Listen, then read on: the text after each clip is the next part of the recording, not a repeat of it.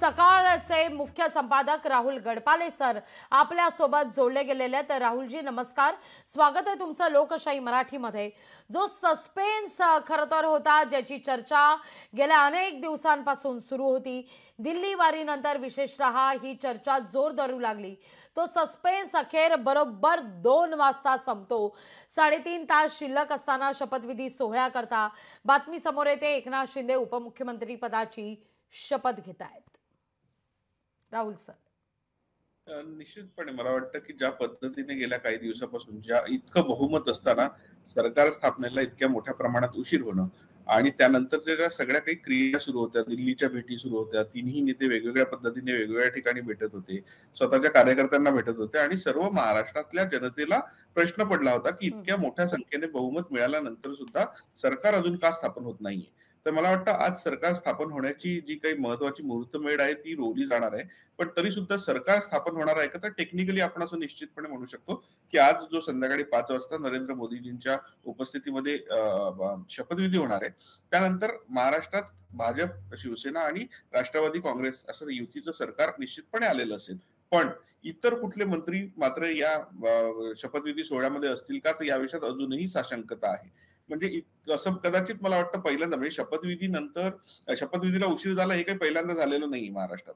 याच्या आधी सुद्धा खूपदा शपथविधीला उशीर झालेला आहे। इव्हन देवेंद्र फडणवीस यापूर्वी जेव्हा मुख्यमंत्री झाले होते तेव्हा सुद्धा शपथविधीला अशा स्वरूपाचा उशीर झाल्याचा आपण पाहायला आपल्याला मिळालेला आहे। पण आता यावेळेस जे होतं त्यात इतकं मोठ्या प्रमाणात कन्फ्युजन आहे, कारण की खात्यांवरून आणि वेगवेगळ्या विषयांवरून या तिन्ही पक्षांमध्ये जे काही वाद आहेत ते इतके इंटरनल पद्धतीने सोडवले जातात। शिवाय भाजप सारखा राष्ट्रीय राजकारणातला सगळ्यात महत्वाचा जो पक्ष आहे त्या पक्षासोबत खूप हार्ड निगोसिएशन करण्यात एकनाथ शिंदे ज्या पद्धतीने वेळ घालवत आहेत, तर ते बघता या गोष्टीला इतका उशीर होईल असं वाटत नव्हतं। पण तरी सुद्धा एकनाथ शिंदेंनी स्वतःचं निगोसिएशन स्किल आपलं पणाला लावलं आणि त्यांनी ज्या पद्धतीने हा विषय खेचला, ज्या पद्धतीने हे सगळं इथपर्यंत रेटून आणलंय, तर त्यात मला वाटतं खरं तर शिंदेचं कौतुक करायला पाहिजे की बीजेपी सोबत जेव्हा बीजेपी सारख्या राष्ट्रीय स्तरावर नेतृत्व करणाऱ्या पक्षाला इतर सगळी लोक फार घाबरून असतात, तर अशा पक्षासोबत खूप हार्ड निगोशिएशन करण्याचं काम जे आहे ते एकनाथ शिंदे करतायत। आणि देवेंद्र फडणवीस त्यांना माहिती आहे, देवेंद्र फडणवीस जेव्हा प्रशासनातले खूप जाणकार आहेत आणि देवेंद्र फडणवीस जेव्हा मुख्यमंत्री म्हणून शपथ घेतील तेव्हा निश्चितपणे ते या राज्याचे बॉस असतील आणि त्यांच्या अंडर या सगळ्यांना काम करायला लागणार आहे।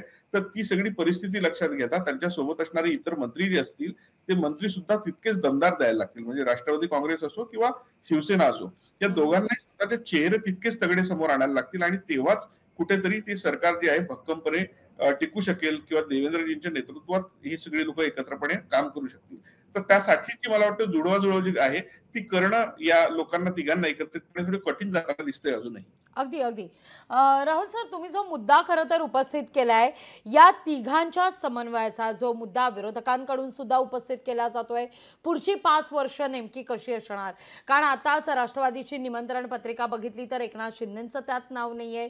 काल एकनाथ शिंदेंनी दादांना डिवचलेलं सुद्धा होतं, दादांना कुठल्याही वेळी शपथ घेण्याची सवय असं म्हणत कोपरखळी सुद्धा लगावलेली होती। तर एकूणच या तिघांचा समन्वय नेमका कसा असणार आहे, पुढची 5 वर्ष कशी असतील विदर्भाच्या दृष्टीने? कारण विदर्भातून 5वे मुख्यमंत्री म्हणून देवेंद्र फडणवीस आज शपथ घेतील। या तिघांमधल्या समन्वयाचा हाच मुद्दा फार महत्त्वाचा आहे। कालही आपण पाहिलं की एकनाथ शिंदे यांनी अगदी अजित पवार यांना कोपरखळी लगावलेली होती। आजच्या निमंत्रण पत्रिकेत एकनाथ शिंदे यांचा कुठेही उल्लेख नाहीये। नेमकं काय घडतंय तिथे? अजित पवार सांगतात मी तर बाबा उपमुख्यमंत्री पदाची शपथ घेणारच आहे। त्यामुळे या तिघांच्या समन्वयाचा मुद्दा सुद्धा उपस्थित केला जातोय। विरोधकांच्या हाती तर आयतं कोलीतच मानलं जात आहे। नाही, मला वाटतं की हे जो समन्वय आता दिसतोय आपल्याला, युतीत ज्या पद्धतीचा समन्वय निकाल लागला त्या दिवसापासून सुरू आहे, तो आता जरी बाहेर त्यांच्यामधली जी चर्चा आहे ती आता जरी बाहेर दिसत नसली तरी सुद्धा त्यांचे चेहरे ज्या पद्धतीने तणावग्रस्त दिसत आहेत त्यावरून लक्षात येऊ शकतं की पुढची 5 वर्ष त्या तिघांमधली कशी असणार आहेत। एक तर तिघही एकमेकांचे कट्टर कॉम्पिटिटर आपण म्हणूयात। आज ते काल कितीही त्यांनी केलेला विनोद कितीही हास्य विनोदात घेण्यासारखा असला, कितीही कोपरखळ्या मारून आणि सगळेजण हसले असले, तरी सुद्धा त्या तिघांमध्येही एक प्रकारचा विशिष्ट तणाव असल्याचं प्रत्येकाला जाणवतंय। महाराष्ट्रातल्या लोकांना सुद्धा ते खूप चांगल्या पद्धतीने जाणवतंय। आजच्या तारखेपर्यंत काळजीवाहू मुख्यमंत्री म्हणून का असेना एकनाथ शिंदे त्या पदावर आहेत। देवेंद्र फडणवीस हे याआधी सुद्धा दोनदा मुख्यमंत्री राहून चुकलेले आहेत आणि आता ते आज मुख्यमंत्री पदाची शपथ घेणार आहेत। आणि अजित पवारांसारखे नेते जे महाराष्ट्रातले एक नावाजलेले जाणते आणि जुने नेते म्हणून सुपरिचित आहेत आणि ते कायम मुख्यमंत्री पदाच्या शर्यतीत राहिलेले आहेत। सो तिघांचाही नेमका एकाच ठिकाणच्या एकाच पदावर असलेला डोळा आणि त्याच तिघांना त्यातल्या एका माणसाला फक्त हे पद मिळणार आहे आणि त्या दोन माणसांना जे आहे त्या माणसाला सपोर्ट करायचंय। आतापर्यंत आपण बघितलं असेल की एकनाथ शिंदे आणि अजित पवार हे दोघांचं फार स्ट्रेंज रिलेशनशिप राहिलेलं आहे गेल्या काही काळातलं। म्हणजे मध्यंतरी ते एकत्र सरकारमध्ये काम केलं तेव्हा सुद्धा अजित पवार हे नीट पद्धतीने शिवसेनेच्या नेत्यांना शिवसेनेच्या आमदारांना निधी देत नाहीत या मुद्द्यांवरून एकनाथ शिंदेंनी मला शिवसेनेत कसा त्रास होतोय हे याआधी जाणून बुजून सांगितलंय, त्यांनी त्याचा उल्लेख केलेला आहे।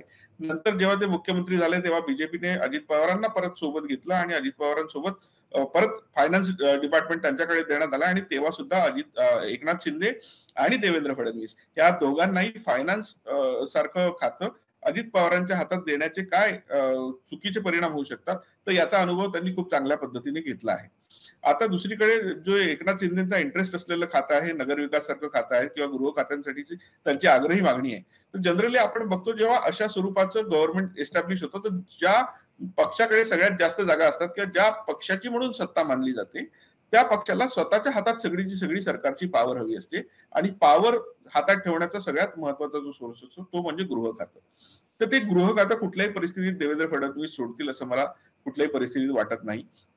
मग जेव्हा गृह खातं मिळत नाही आणि नगरविकास आणि अर्थ या दोन खात्यांवरून रस्सीखेच सुरू होते तेव्हा आता दोन्ही लोक त्या एका विशिष्ट खात्याच्या दिशेने धावताना दिसतात।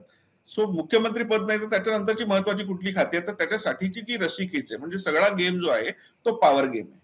कुठल्याही परिस्थितीत राज्यातली आपल्याकडे काय म्हणतात आर्थिक नाडी तरी किमान आपल्या हातात असली पाहिजे।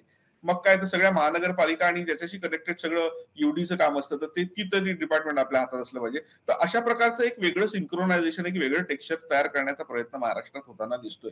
आता आपण एकीकडे हे म्हणू शकतो की बीजेपी हा इतका ताकदवान पक्ष आहे आणि ज्या पद्धतीने गेल्या काही वर्षांमध्ये त्यांनी निवडणुकीच्या यंत्रणेवर स्वतःचा एक प्रकारचा काय म्हणतात आपण त्यांनी सिद्ध केली आहे की ही यंत्रणा आम्ही खूप चांगल्या पद्धतीने हाताळू शकतो आणि त्यातून त्यांना जे काही सक्सेस मिळते तर त्या पक्षासोबत निगोशिएट करणं इतकं सोपं नाही।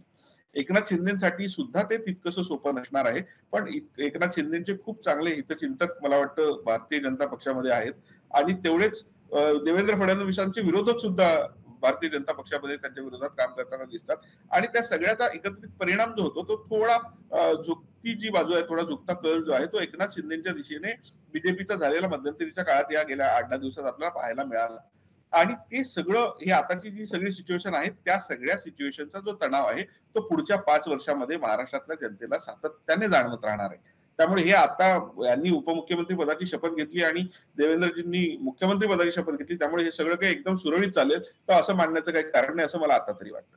अगदी अगदी निश्चित। राहुल सर खूप खूप धन्यवाद आमच्याशी संवाद साधलात त्याबद्दल।